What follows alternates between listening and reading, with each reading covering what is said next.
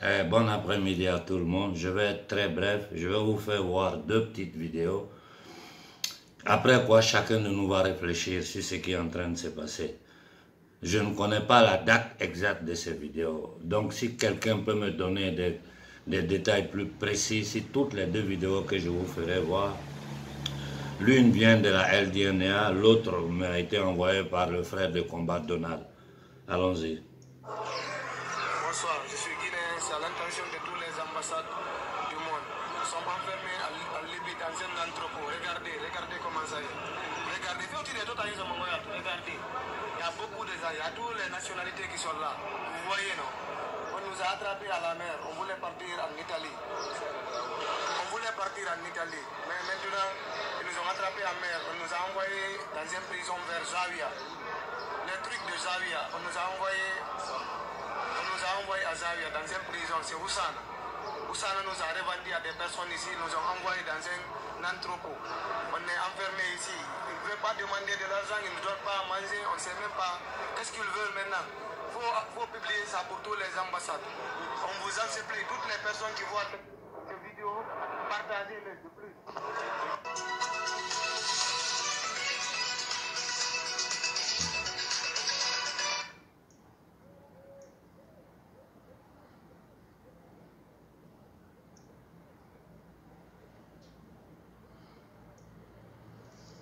Tu veux sortir de là? Non, Vas-y alors, arrête la tête. Cette vidéo m'a été envoyée par le frère Donald.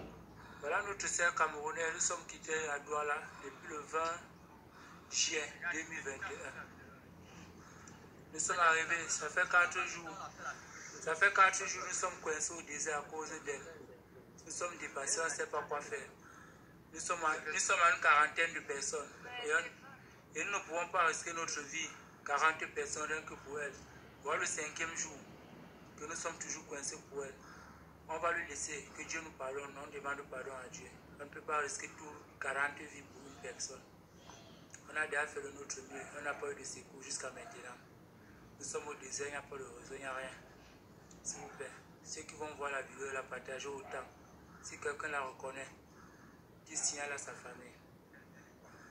Elle est coiffeuse, elle nous a dit qu'elle était coiffeuse à la cité des palmiers. Elle s'appelle Elisabeth, elle a une famille à Pécadis, au Burundi. Son petit frère s'appelle Junior. On ne sait pas, on ne connaît pas le bon nom de famille, mais c'est tout ce qu'on connaît d'elle. Oui, c'est le désert. Mais je ne viens pas là-bas avec.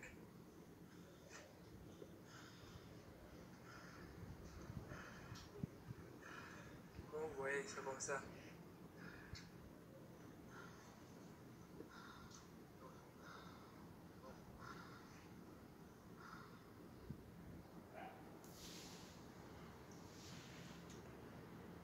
Bon, nous avons vu ensemble ces deux vidéos. La première vidéo, je ne sais pas exactement quelle est la date. D'ailleurs, j'en ai discuté avec le leader de la LDNA. Si quelqu'un peut nous donner des informations là-dessus. Elle m'a l'air d'être une ancienne vidéo, mais dans tous les cas, j'ai voulu la mettre pour illustrer ce qui se passe en Libye. Les camps de concentration dans lesquels les Noirs sont enfermés en Libye ne sont pas finis. Il y en a, ça existe. Et nous, on a des contacts qui viennent de là-bas, qui nous appellent pour nous dire on est dans telle condition. Ça existe. Dans le second cas, cette jeune fille camerounaise que les frères ont laissée dans le désert, j'ai dit, c'est depuis le 20 juillet vous êtes parti, vous êtes resté 5 jours dans le désert en train de l'attendre. Donc c'est dit pour la fin du mois de juillet déjà, vous avez repris le chemin. Où que vous vous trouvez, si vous voyez cette vidéo, rentrez en contact avec le frère Donald, avec le frère Gucci de la LDNA ou directement en contact avec moi. Où que vous vous trouvez, ceux qui sont parmi ceux qui ont fait cette vidéo où il y a cette femme camerounaise qui est en train de mourir. Parce que cette femme-là, le corps de nos frères qui restent dans le désert, on ne sait pas, on ne peut pas récupérer. Mais ce corps-là, si vous arrivez à nous donner la position exacte où vous avez laissé ce corps-là, nous allons obliger le gouvernement camerounais, nous allons obliger l'Union africaine à aller récupérer ce corps-là, le remettre à ses parents afin que cette femme puisse avoir une digne sépulture. J'ai dit, cette vidéo du site de la LDNA, je l'ai mise exprès pour illustrer ce que nos frères vivent aujourd'hui, actuellement en Libye. Et le bon temps est en train d'arriver. Les journaux n'en parlent pas, tout est caché. Dans une de mes dernières interventions, j'en ai en parlé au passage. Mais chaque jour, il y a des bateaux qui partent. Il y en a même que les gens défoncent, ils les tuent en pleine mer, en cachette. Ils tirent sur ces bateaux-là. Il y en a qui coulent, les gens meurent. Ceux qui arrivent à rentrer là, même ceux qui arrivent à rentrer aujourd'hui, on le cache. Ils ne veulent pas que la société civile le sache. Avec toutes ces histoires qu'ils ont sur leur tête ici, ils préfèrent les faire rentrer clandestinement. Quand ils rentrent, ils les mettent dans des camps de concentration. Après quoi, ils sont à la merci des usines chinoises. Ils sont dedans là-bas du lundi au lundi, 14-15 heures par jour pour 2 € à l'heure. Pour ceux qui arrivent à avoir du boulot. Avant-hier, il y a quelques jours de cela, j'étais à Bologne dans une réunion. J'ai dit, en une demi-journée, je ne sais pas combien de jeunes noirs sont venus me demander de l'argent. Ils sont dans les rues, avec un chapeau à main, ils mendient. Et il faut dire la vérité, la plupart de ceux-là viennent du Nigeria. La plupart, les 99% des jeunes qui font ça viennent du Nigeria. Donc je pense que c'est un business qu'on met de la mafia nigériane, que les autorités italiennes voient, mais ils font semblant de ne pas voir. Donc, cette histoire de mendicité, regardez dans quelles conditions les Africains vivent partout en Europe. Hein? Regardez cette femme-là, qui est une coiffeuse, qui a dû partir, qui a laissé son travail. Regarde où elle allait finir. Peut-être même qu'elle a des enfants. Non, les jeunes Africains qui meurent tous les jours dans la Méditerranée. Les gens qui sont enfermés là-bas. On m'a envoyé même une vieille vidéo de nos sœurs dans les pays du Golfe qui sont enfermés comme des esclaves. Mais comment un peuple peut être prêt à supporter tout ça? Comment un peuple peut l'accepter? On vous a dit les causes de toute cette souffrance-là. On vous l'a dit. On vous l'a dit, les causes de cette souffrance. Et on vous a donné les voies et moyens pour sortir de là. Mais seulement on préfère continuer à bavarder, à subir la misère, l'humiliation, la douleur de voir cette femme-là. Si ses parents voient cette vidéo, ils voient les filles que les frères ont dû abandonner dans le désert. C'est une question de survie. Ils ne pouvaient plus rien faire pour elle, donc il fallait la laisser là et continuer leur chemin. Et nos chefs d'État sont là en train de bavarder, ils font des lois pour les PD, ils sont là, ils veulent piquer la société civile africaine. Ils sont dans du n'importe quoi, nos parlements sont dans du n'importe quoi. Hier, j'ai pris la parole pour vous expliquer exactement quelle est la condition du Mali. Regardez ce qui est en train de se passer en Centrafrique. Regardez comment la Guinée équatoriale a attaqué.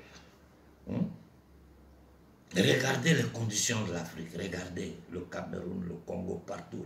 Et nos dirigeants appellent la France de venir s'installer, des gens comme Tshisekedi.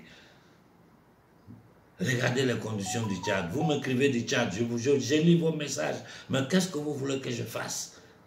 Toute l'Afrique s'est levée derrière le petit Déby pour lui dire « Hey, ceux à qui tu es en train de parler, c'est eux qui ont assassiné ton père. » Aie le courage de prendre les bonnes décisions. Fais-toi bien encadrer, fais-toi protéger et va en guerre contre l'impérialisme. Tu auras toute la jeunesse africaine derrière toi. Mais non, pour le moment, on ne voit rien. On regarde, on verra.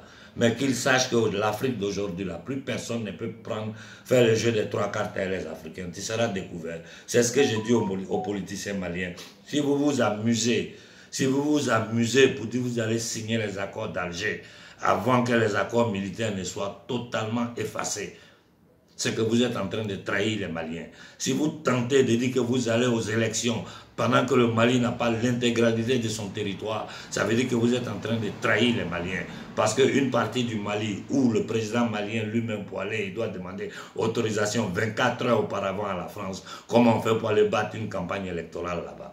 Tant que le Mali n'aura pas son intégrité territoriale, tant que ces accords militaires entre la France et le Mali ne seront pas abolis, et que le Mali aura la possibilité de jouer avec plusieurs partenaires, d'avoir une logistique de certains pays pour pouvoir se débarrasser de ce banditisme international qu'ils appellent terrorisme. Tant que ces conditions ne seront pas réunies, le Mali ne signera aucun accord d'Alger. Et je dis, j'ouvre la parenthèse, dans ces accords d'Alger, il faut que vous sachiez dès maintenant que l'intégrité totale du territoire malien n'est pas négociable. Sur ce point-là, il n'y a pas de négociation. Tant que le Mali ne sera pas dans ces conditions, qu'il n'aura pas son intégrité territoriale, il n'y aura ni élection, ni des deux, aucun accord d'Alger. Le Mali doit d'abord récupérer son intégrité territoriale. C'est-à-dire le gouvernement central malien doit avoir le contrôle sur tout le territoire malien et puis après on va commencer à discuter. Parce que ce banditisme de la France, ils ont fait la même chose en Côte d'Ivoire. Diviser la Côte d'Ivoire en deux. De l'autre côté, là-bas, ils faisaient tout le bordel qu'ils voulaient avec les avions de l'ONU, armer les rebelles, faire tout ce qu'ils voulaient. Et puis, ils ont ouvert pour faire passer les rebelles. C'est la même chose, c'est le même schéma qu'ils sont en train de faire au Mali. Diviser le Mali en deux, laisser le Mali aller ramasser les gens dans leurs avions, les gens des MNA, venir les déposer là. Chercher tout ça là, en fin de compte, après c'est pour demander, pour s'arranger pour que les gens du Nord demandent l'indépendance, pour diviser le Mali en deux. Ils l'ont fait au Soudan sous nos yeux. Donc je reviens sur le but de cette vidéo là. Sensibiliser nos frères et sœurs qui ne parlent pas de l'Afrique. C'est pas ça la solution. La solution c'est combattre pour notre liberté. Et nous sommes dans le bon chemin. Tout le travail que toute la collectivité africaine est en train de faire, en train de donner ses fruits. Il faut continuer dans ce sens-là. Mais il faut faire moins de discours et passer à l'action. Passer à l'action. Tous les grands mouvements panafricains doivent se parler. Quand je dis tous les grands mouvements, je parle des gens honnêtes. Je ne parle pas du business, du showbiz panafricain. Je parle des vrais combattants. Et donner une date pour que tous puissent s'élever.